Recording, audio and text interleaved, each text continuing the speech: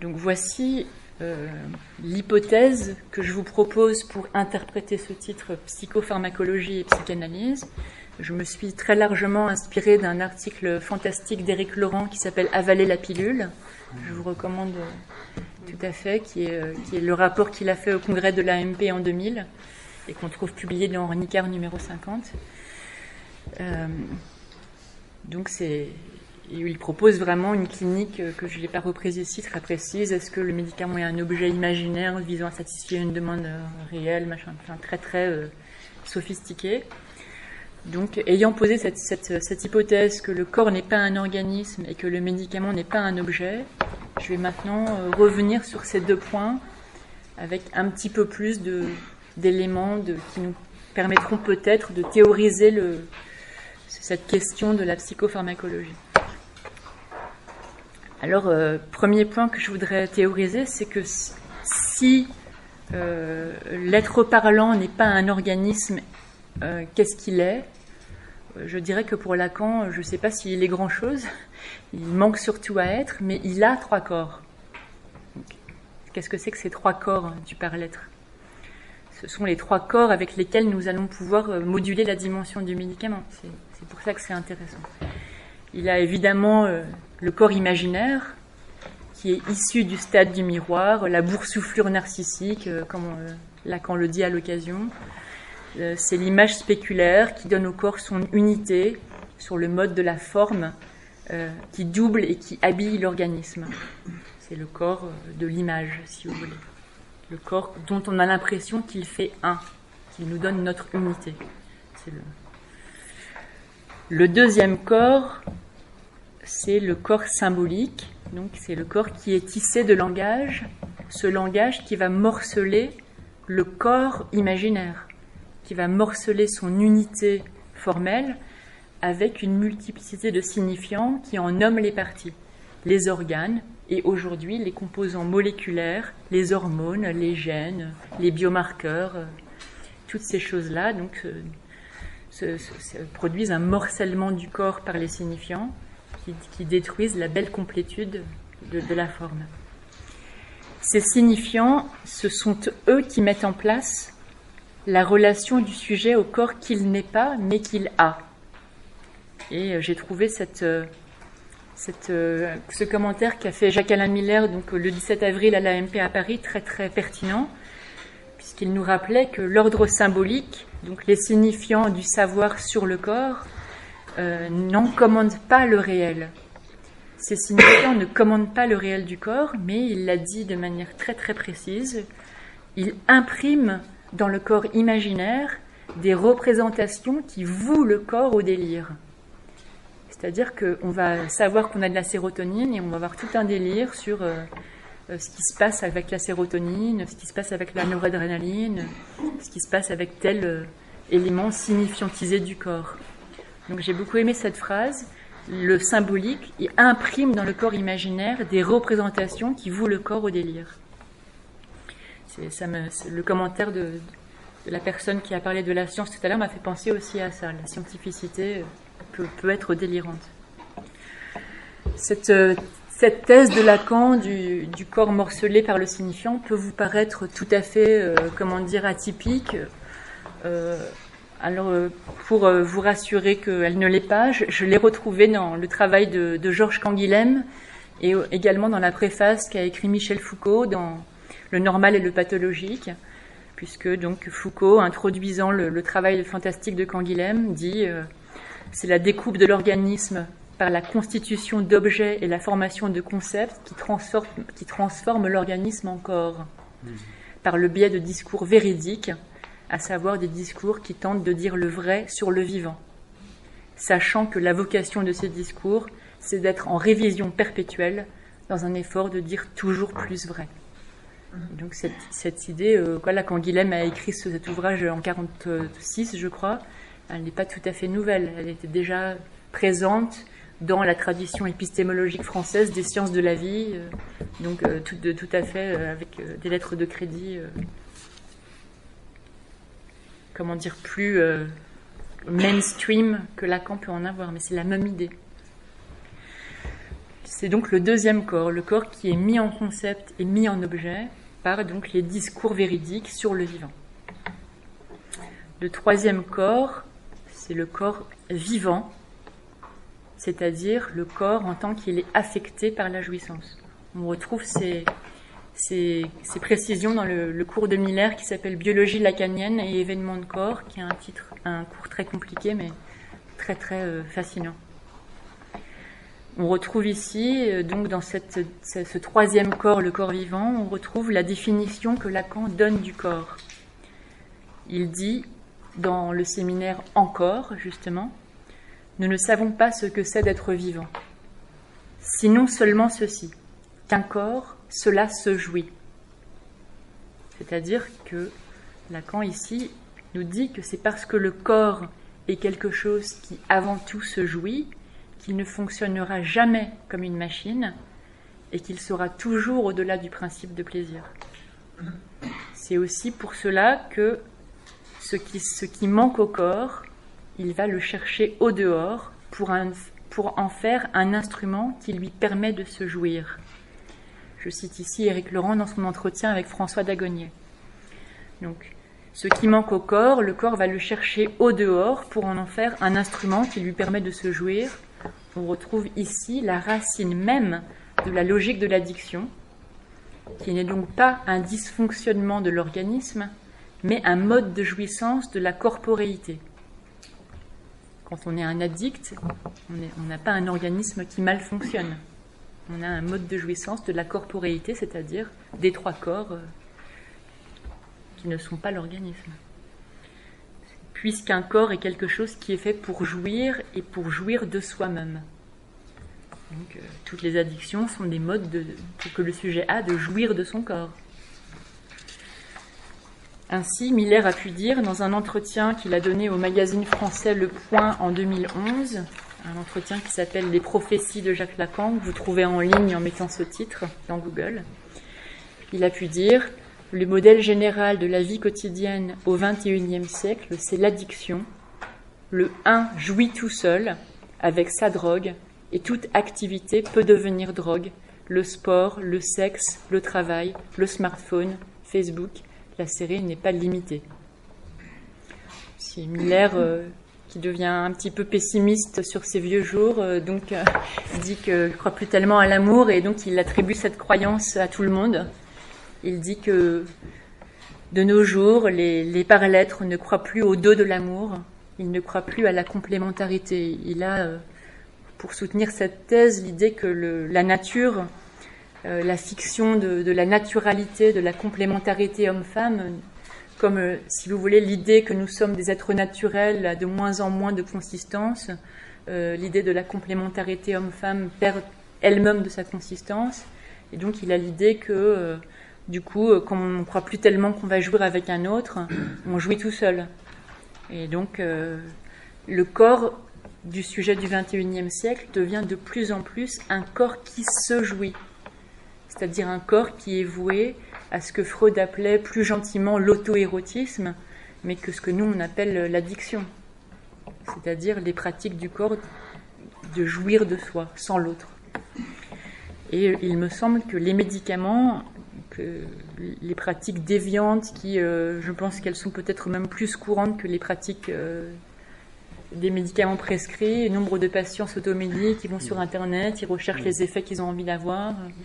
Moi, j'ai un patient, depuis qu'il a 14 ans, il n'a jamais dormi sans diazépam, mais on ne lui a jamais prescrit, il a 29 ans. Hippocrate le faisait déjà remarquer. Alors, on n'est pas très moderne. Il disait que, de toute façon, la plupart des patients ne font pas ce que le médecin dit. Peut-être qu'on croyait plus, en tout cas. En tout cas, je pense que dans notre clinique, c'est très courant de voir des patients qui s'automédiquent et qui utilisent des médicaments pour la jouissance recherchée. Donc Miller nous donne ici un éclairage supplémentaire sur la psychopharmacologie et son devenir. Je vais ensuite ajouter une deuxième clarification. Donc première clarification, le corps n'est pas un organisme. Enfin, le sujet n'est pas un organisme, il a un corps, enfin il a même 3 corps. Deuxième clarification, le médicament est un objet pulsionnel, c'est-à-dire un objet A, Je l'ai dit, je vais le redire avec un tout petit peu plus de précision. Donc le médicament, c'est, je pense, la thèse qui a cours dans l'orientation lacanienne aujourd'hui. Le médicament répond à la logique pulsionnelle identifiée par Freud et systématisée par Lacan sous le nom d'objet. Éric Laurent a pu présenter cette logique pulsionnelle ainsi, toujours dans l'entretien qui est dans la revue Mentale. Il dit « Il y a toujours un manque et un plein, un manque de jouissance et un plein de jouissance. Néanmoins, ce qui manque à l'organisme, ou plutôt au corps, le corps va le chercher au dehors pour en faire un instrument qui lui permet de se jouir. » Donc avec cette définition qui est la définition de l'objet pulsionnel selon Freud, on voit très bien qu'on y met le médicament tout à fait à sa place. C'est-à-dire que le médicament, en tant qu'objet pulsionnel prélevé sur le dehors pour la jouissance du corps, ce médicament est tout aussi susceptible de demandes névrotiques, d'exigences psychotiques et d'usages pervers que tous les autres objets pulsionnels. Il peut tout autant être objet de persécution que de rejet. Donc, face à la demande de médicaments qui peut nous être à l'occasion adressée, il faut s'interroger sur ce qui est demandé, pour quel usage. Car, comme le dit donc Laurent dans Avaler la pilule, l'action de la substance est indissociable du discours.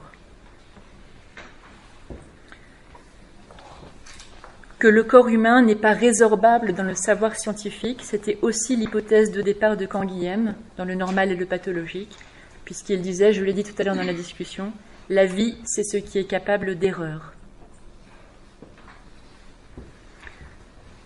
On peut aussi ajouter, en outre, que le fait que le sujet soit affecté des signifiants maîtres de son époque, je voudrais aussi rajouter, pour ne pas toujours mettre la responsabilité sur le sujet et son mode de jouir, comme des fois on peut accuser les psychanalystes de le faire, là quand on disait on me traite de terroriste quand je dis qu'on est responsable de sa position de sujet, c'est pas tout à fait de ça dont il s'agit. Je voudrais aussi ajouter que le corps vivant est aussi affecté par les modalités de savoir de son époque, et ici je voudrais donner sa place à la pulsion scopique. La pulsion scopique qui s'exerce sur le vivant, celle du médecin et celle du scientifique, qui cherche à rendre visible l'invisible, qui cherche à mettre l'intérieur du corps en image, la pensée, etc. Et ici, je voudrais donc rappeler que dans son magnifique ouvrage « La naissance de la clinique », Foucault a fait de la pulsion scopique le moteur de la naissance de la clinique, et il pointe dans cet ouvrage la volonté de savoir, qui est, selon lui, toujours volonté de jouissance quand elle est de maîtrise. Il s'inspire ici de Nietzsche. Et domination. Oui, c'est ça, tout à fait. Et donc, volonté de jouissance, volonté de savoir qui s'exerce sur l'individu. Foucault le dit avec cette phrase que je trouve magnifique. Il dit « Le regard médical tente de percer son invisible vérité pour en faire son visible secret. » Percer donc son invisible vérité pour en faire son visible secret, c'est-à-dire retourner le corps humain de l'intérieur. À l'époque, il parle de l'anatomopathologie, et ce que la cause qu'on ne voyait pas, en faire son secret, son visible secret. Mais évidemment, le prix, donc Foucault est un peu dramatique dans cet ouvrage, mais le prix, c'est la mort de l'homme. C'est la mort de l'individu qui est sacrifié sur l'autel de la pulsion scopique et de l'œil absolu. Et donc, si vous voulez, là, je voulais aussi pointer qu'il y a eu une substitution dans notre civilisation du regard à la parole comme vecteur de la connaissance. Et je pense que c'est fondamental dans notre civilisation. C'est la thèse de Foucault dans Naissance de la clinique, qui a reprise plus récemment Gérard Wajman dans L'œil absolu. C'est-à-dire qu'au lieu de parler au sujet, on l'observe sous toutes ses coutures, et comme on a des instruments d'observation de plus en plus minimes, on l'observe de plus en plus profondément. J'ai une conclusion après. J'ai supprimé une partie de mon texte, donc que Lynn, vous ne pouvez pas savoir. Ça va, j'ai encore le temps ? Très bien. D'accord. Donc, J'avais fait une partie sur les choses dont on a parlé dans la discussion, donc je la supprime et je fais juste 2 ou 3 conclusions rapides sur le thème d'aujourd'hui. Donc, la médecine, aujourd'hui, elle est devenue l'adresse, un petit peu l'adresse de tout. On s'adresse à la médecine pour tout. On s'adresse à la médecine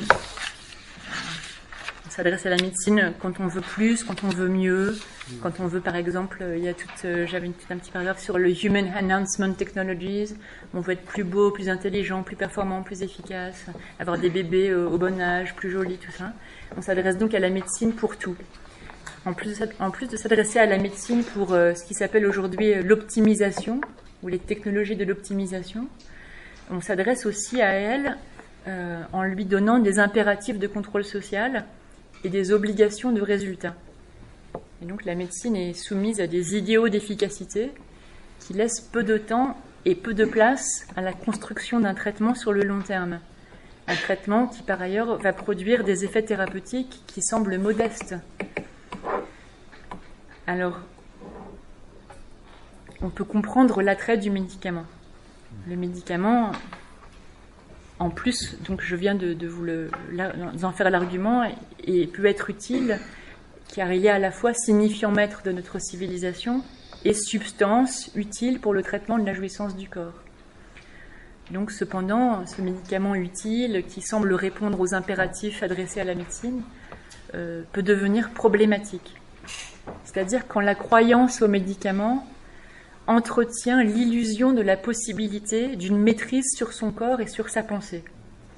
Elle va alors pousser à forclore l'inconscient qui, dans les cas les pires, fera retour dans le réel sous la forme d'un passage à l'acte et donc hors discours, sans sujet et hors élaboration. La forclusion de l'inconscient, c'est la définition qu'en donne Lacan, ce qui n'est pas pris en compte dans le symbolique fait retour dans le réel. C'est-à-dire ce qu'on n'a pas mis en discours retourne hors savoir, hors sujet. Et il me semble qu'aujourd'hui, la médicalisation de la vie quotidienne a toujours été donc poussée. Les frontières du pathologique ont été repoussées de plus en plus loin par notamment donc, la psychiatrie DSM. Et que avec cette médicalisation donc à outrance du quotidien, s'est inscrite dans notre civilisation l'idée que l'objet médicament aurait le pouvoir de rectifier les troubles de la jouissance en court-circuitant le sujet et par l'introduction dans le corps d'un élément régulateur. Autre problème, la généralisation des traitements médicamenteux et la multiplication des diagnostics ont aussi traité des nouveaux modes de jouir et des nouveaux découpages signifiants du corps. Donc, problèmes qui peuvent être associés à la croyance aux médicaments. Donc, on a d'un côté cette obligation thérapeutique faite à la médecine, de l'autre côté ce danger d'y croire. Donc, comment finalement articuler psychopharmacologie et psychanalyse ? Je reviens au point de départ. Il me semble que l'idée, c'est d'adopter pour base donc l'hypothèse selon laquelle le médicament est inséparable d'une action subjective, mais inséparable d'une action subjective, pas seulement chez le patient. C'est aussi et surtout chez le praticien. Je cite ici, encore une fois, donc ce texte « Avaler la pilule ». Le médicament moderne ne se réduit en aucun cas à une substance. Il est inséparable de la définition de ses règles d'emploi et par sa définition, il appelle au-delà d'elle une position éthique. Donc le médicament, dans tous les cas, ne saurait nous autoriser à faire l'économie de la relation transférentielle et de l'angoisse qu'elle peut produire en nous à l'occasion. Voilà, je vous remercie.